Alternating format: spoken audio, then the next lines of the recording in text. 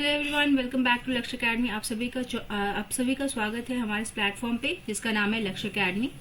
हम यहाँ अपना कॉमर्स का क्रैश कोर्स कर रहे हैं जो कि डेडिकेटेड है आपका यूजीसी नेट दिसंबर 2024 के लिए। Okay, it's a 100 days challenge और आज है हमारा day 32। It will be a mock test of your unit 3। ठीक है, जितना भी टॉपिक्स हमने किए हैं उसमें से कुछ जो भी रिसेंट टॉपिक्स किए हैं उनका मॉक टेस्ट है आज। ओके, चलिए साथ ही साथ जो भी स्टूडेंट फर्स्ट टाइम इस चैनल पे आए हैं, इस प्लेटफॉर्म से कनेक्ट हुए हैं, है ना, वो डिस्क्रिप्शन बॉक्स में आपके एक लिंक गिवन है, वहां जाके हमसे कनेक्ट हो जाएंगे लक्ष्य अकेडमी की टीम से, सो दैट कि आपको पीडीएफ्स वगैरह क्लास की नोटिफिकेशंस मिलती रहें।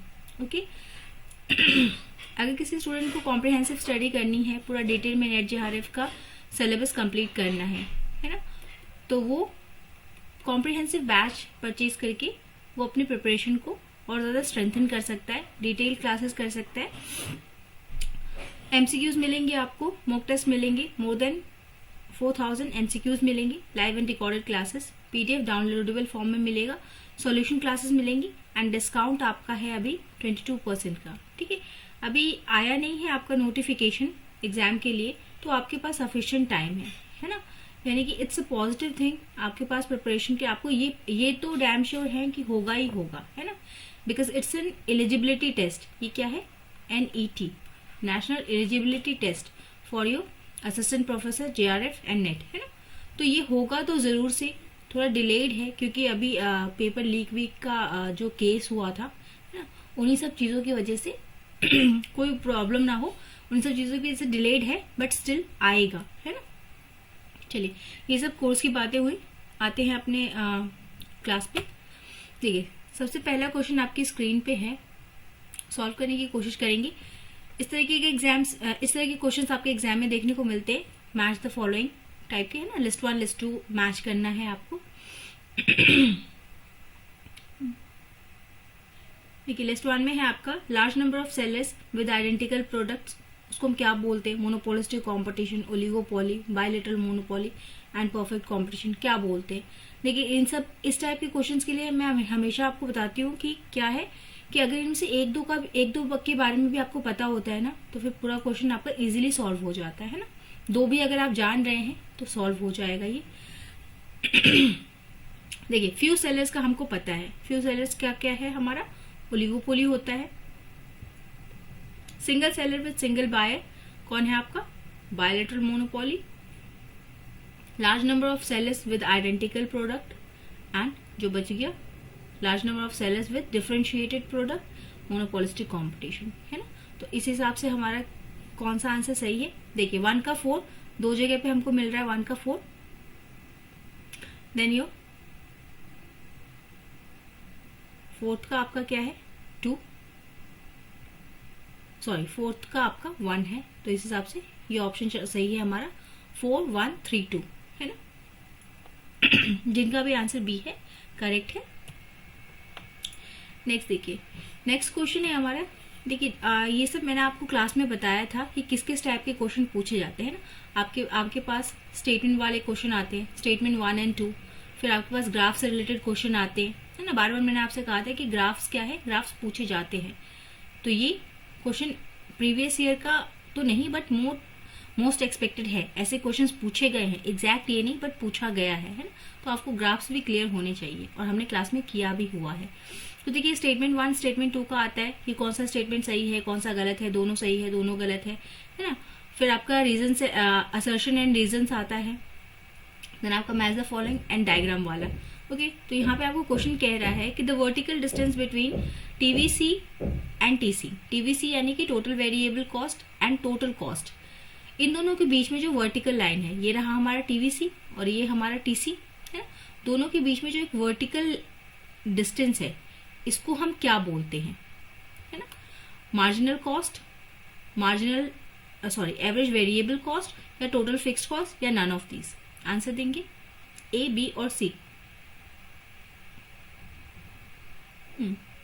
देखिए, ये आपका C हो जाएगा। Total cost is equal to what? Total cost is equal to total fixed cost plus total variable cost, है ना। तो अगर हमको डिफरेंस चाहिए, अगर हम इन दोनों में डिफरेंस निकालें, TC माइनस TVC अगर करते तो हमें क्या मिल जाएगा, टोटल फिक्स्ड कॉस्ट।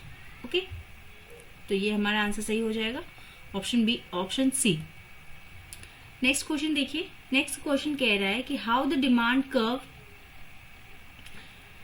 पूर्ण प्रतिस्पर्धा परफेक्ट कंपटीशन में डिमांड कर्व वक्र कैसा होता है ना।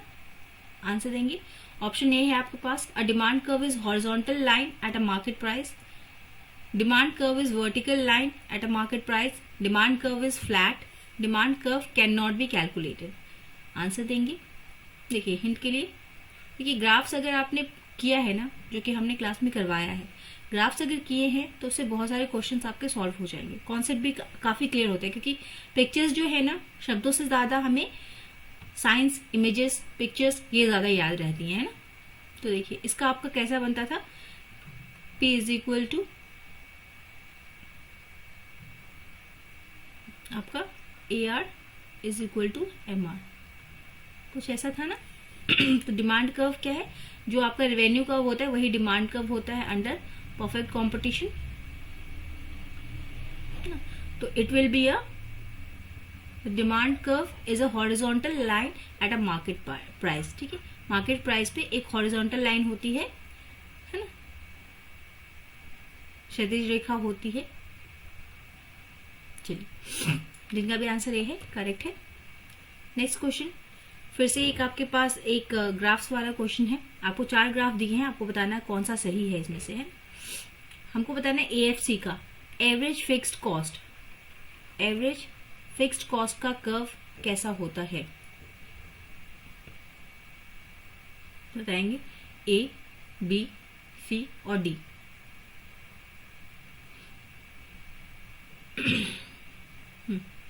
एवरेज फिक्स्ड कॉस्ट का कर्व हमारा कैसा होता है, आपका दिस, है ना, जैसा होता है एवरेज फिक्स्ड कॉस्ट का कर्व, ऑप्शन सी आपका सही है। देखिए अभी हम बात कर रहे थे स्टेटमेंट वाले क्वेश्चन, क्वेश्चन नंबर 5 आपके पास है, स्टेटमेंट वाला क्वेश्चन है। आपको 2 स्टेटमेंट्स गिवन है, 1 और 2, आपको बताना है इसमें से कौन सा सही है और कौन सा गलत है। फर्स्ट स्टेटमेंट कहता है कि पूर्ण प्रतिस्पर्धा perfect competition is an hypothetical situation, ये एक काल्पनिक स्थिति है, ऐसा है क्या। एंड नेक्स्ट स्टेटमेंट 2 कहता है कि under perfect competition the government decides the price of all the products and services. देखिए A is correct and 1 is correct and 2 is incorrect, 1 is incorrect, 2 is correct, both are correct and both are incorrect। आपके पास option है। देखिए पहला statement कहता है कि perfect competition जो है ये एक हाइपोथेटिकल सिचुएशन है। Yes, it is an hypothetical situation. क्यों? क्योंकि परफेक्ट कंपटीशन की जब हम फीचर्स देखते हैं ना, तो वहां पे हम क्या देखते हैं, एक चीज आती है कि perfect knowledge about the market, है ना। हम मानते हैं कि कंज्यूमर को परफेक्ट नॉलेज है मार्केट के बारे में, बट ऐसा कभी नहीं होता, है ना। परफेक्ट नॉलेज किसी को किसी चीज के बारे में नहीं होती। एंड सेकेंड पॉइंट वो कहता है कि no mobility cost at all, mobility का कोई कॉस्ट ही नहीं है, तो ये भी पॉसिबल नहीं है, कुछ ना कुछ कॉस्ट इन्वॉल्व जरूर होता है, भले वो बहुत कम हो बट स्टिल कॉस्ट रहता है। तो इस हिसाब से आपका क्या है, ये स्टेटमेंट सही है 1 कि it is an hypothetical situation, हाँ काल्पनिक है थोड़ा। एंड 2 इज कि यहाँ पे गवर्नमेंट डिसाइड करती है प्राइस। नहीं भाई साहब, परफेक्ट कंपटीशन में आपका गवर्नमेंट डिसाइड नहीं करती है, it is decided by the market. Market का डिमांड और सप्लाई जो है ना, demand and supply of market decides your price, है ना। तो इस हिसाब से हमारा आंसर क्या हो जाएगा, 1 is correct but 2 is incorrect. Option A जिन का है वो करेक्ट है। क्वेश्चन नंबर 6 हमारे स्क्रीन पे है, a model of game theory is also known as, model of game theory in oligopoly is also known as what, prisoners dilemma, monopoly sale, jail house sentence और jury box. Game of theory आपका कहाँ का concept है, आपका oligopoly का है। Game of theory हमें क्या कहता है, गेम ऑफ थ्योरी हमको बताता है, गेम ऑफ थ्योरी मॉडल बताता है कि इसमें अगर if you are a seller in the market, है ना, ओलिगोपोली में हमें पता है 3 to 5 डोमिनेंट आपके सेलर्स होते हैं and large number of buyers. तो इनमें जो ये तो 3 से 5 जो आपके सेलर्स हैं, उनमें से मान लीजिए कि आप एक सेलर हैं ए, है ना, तो आप अगर कोई भी डिसीजन लेंगे तो आप ये डिसीजन सोच समझ के लेंगे, ऐसी स्ट्रैटेजी के तहत लेंगे कि इस ये जो डिसीजन आप ले रहे हैं, मान लीजिए आपने प्राइस ड्रॉप करने का डिसीजन लिया है ना, तो आप इस रणनीति के तहत प्राइस ड्रॉप करेंगे कि बाकी लोगों का उस पर क्या असर होगा, है ना, बाकी जो आपके कॉम्पिटिटर्स हैं वो कैसा रिएक्ट करेंगे, ये सोच समझ के तब आप ड्रॉप करेंगे, है ना। मतलब आप गेम खेलेंगे अपने राइवल्स को देखते हुए, अपने कंपटीशन को देखते हुए, तब आप ये स्ट्रैटेजी जो है, जो भी डिसीजन है, उसको आप इंप्लीमेंट करेंगे। This is your game theory. इसको और दूसरे नाम से हम जानते हैं प्रिजनर्स डायलेमा, कैदी की दुविधा के नाम से भी इसको हम जानते हैं, ठीक है। तो अगर ये क्वेश्चन आता है, इनफैक्ट ये आया हुआ क्वेश्चन है आपका, ठीक है, इंपॉर्टेंट मार्क कर लीजिएगा, प्रीवियस ईयर क्वेश्चन उठा के देखेंगे। आई होप कि आप लोग देख रहे होंगे, है ना, क्योंकि किसी भी एग्जाम को क्रैक करने के लिए जो प्रीवियस ईयर क्वेश्चन पेपर होते हैं ना, ये सबसे बड़ा हथियार होता है आपके पास, ठीक है। It is the sharpest and greatest weapon किसी भी एग्जाम को क्रैक करने के लिए। जरूर से देखिए, ये क्वेश्चन आया हुआ है, ओके। तो आपको नाम पता होना चाहिए और ये है क्या, कहाँ का कॉन्सेप्ट है, ये आपको अच्छे से पता होना चाहिए। नेक्स्ट करेंगे in the king demand curve. King demand curve में क्या माना जाता है? आपके पास ऑप्शंस हैं कि increase in price by firm is not followed by others. इसमें हम मानते हैं कि जो अगर किसी सेलर ने, ये भी ओलिगोपोली का आपका पार्ट है ना, तो यहाँ पे हम मानते हैं कि अगर प्राइस इंक्रीज किया गया किसी एक सेलर के द्वारा, तो दूसरे लोग उसको फॉलो नहीं करेंगे। ऑप्शन बी कह रहा है increase in price is followed by the others. अगर आप प्राइस बढ़ाएंगे अपने प्रोडक्ट्स का, तो बाकी सब लोग बढ़ा देंगे, है ना। Decrease in price by the firm is not followed by other. आप अगर प्राइस घटाएंगे तो बाकी लोग आपके साथ नहीं घटाएंगे। और लास्ट ऑप्शन कह रहा है firm colludes to fix the price. Firm कीमत तय करने के लिए मिली भगत करती है। क्या होता है किंग डिमांड कर्व में? ये भी हमने ग्राफ के थ्रू किया हुआ है ना। This is your king.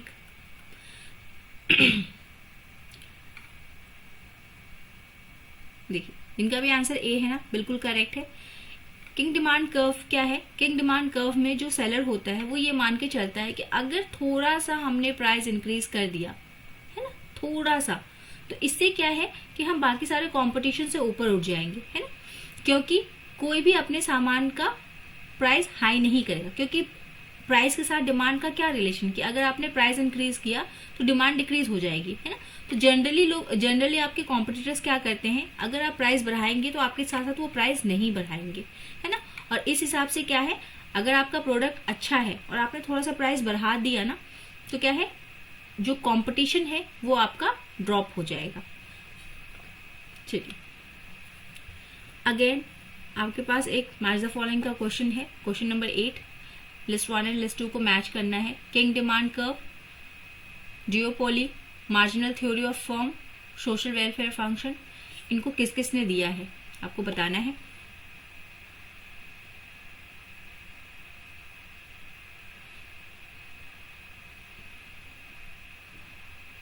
देखिए, किंग डिमांड कर्व जो है ये आपका पॉल एम स्विजी ने दिया है। Then your option A is your correct. B का है आपका 3, कॉर्नॉट ने दिया है डिओपोली का concept. Marginal theory of firm आपका दिया है विलियमसन ने। एंड सोशल वेलफेयर फंक्शन सब जानते हैं, प्रोफेसर सैमुअल्सन ने दिया है आपका। ओके, तो इस हिसाब से आपका ऑप्शन नंबर ए जो है ये करेक्ट हो जाता है। ये नाम भी काफी पूछे जाते हैं ना, तो आप जो भी कॉन्सेप्ट पढ़े, मोनोपोली किसने दी है, परफेक्ट कंपटीशन किसने दिया है, तो ये थोड़ा थ्योरी वाला पोर्शन जो है ना, इसको भी आप थोड़ा ध्यान में रखें, किसको किसने दिया है। जब भी आप नोट्स बनाएं तो वहां पे पेन से मार्क कर ले किसको किसने दिया है ना। ये किस कॉन्सेप्ट को किसने दिया है, और अगर किसी क्वेश्चन में अगर ईयर मेंशन होता है ना, जैसे कि आपका थ्योरीज में हमने देखा था, जब हमने स्टार्ट किया था, तो कौन सी थ्योरी किसने, इंटरनेशनल बिजनेस में हमने देखा था ना कि कौन सी थ्योरी, कौन सा एक्ट किस ईयर में आया है, फिर कौन सी थ्योरी किस ईयर में आई, किसने दी, तो ये सब चीजें थोड़ी इंपॉर्टेंट हो जाती है ऐसे क्वेश्चंस के लिए, है। मैच द फॉलोइंग में आपसे पूछ लिया जाता है। क्वेश्चन नंबर 9, क्वेश्चन नंबर 9 करेंगे। कह रहे हैं कि फर्मों का एक समूह जो मूल्य और उत्पादन निर्णय लेने के लिए एक साथ आते हैं उन्हें क्या कहा जाता है? एक गैर a non-coalitive oligopoly, a price leadership, a cartel, a concentrated industry। क्या बोला जाता है जब फर्म्स एक साथ आती हैं for deciding the price and उत्पादन? आउटपुट और प्राइस डिसाइड करने के लिए जब फर्म्स एक साथ मिलकर आती हैं तो उसको क्या बोला जाता है? Non collusive oligopoly, price leadership, cartel और कॉन्सेंट्रेटेड इंडस्ट्री। क्या बोलते हैं उसे हम? जी, हम क्या बोलते हैं उसे? कार्टेल बोलते हैं। Your next question and last question for today is how can a perfect competition, पूर्ण प्रतिस्पर्धा किस प्रकार से, क्वेश्चन है आपका, पूर्ण प्रतिस्पर्धा किस प्रकार से लाभ को अधिकतम कर सकती है? How can a perfect competition can maximize their profit? Okay, इसके लिए आपको ऑप्शंस दिए हैं। Option A is firm must set a marginal revenue equal to marginal cost. Firm marginal revenue MC और एमआर को इक्वल कर ले, रेवेन्यू एंड कॉस्ट को। Then all the firm should increase the prices of the product. सारे firms को price को increase कर देना चाहिए ताकि वो ज्यादा प्रॉफिट कमा सके।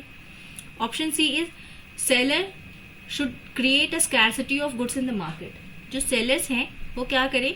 मार्केट में कमी कर दे उत्पाद की, है ना। अगर मार्केट में सामान रहेगा ही नहीं तो लोग महंगे दामों में खरीदेंगे हमसे, ऐसा कर ले वो। या फिर fourth, buyers should by the products at lower prices. या फिर बायर्स क्या करें कि सस्ते दामों पे प्रोडक्ट खरीद ले, है ना। कौन सा ऑप्शन आपका सही जाएगा इसके साथ? ए, बी, सी और डी।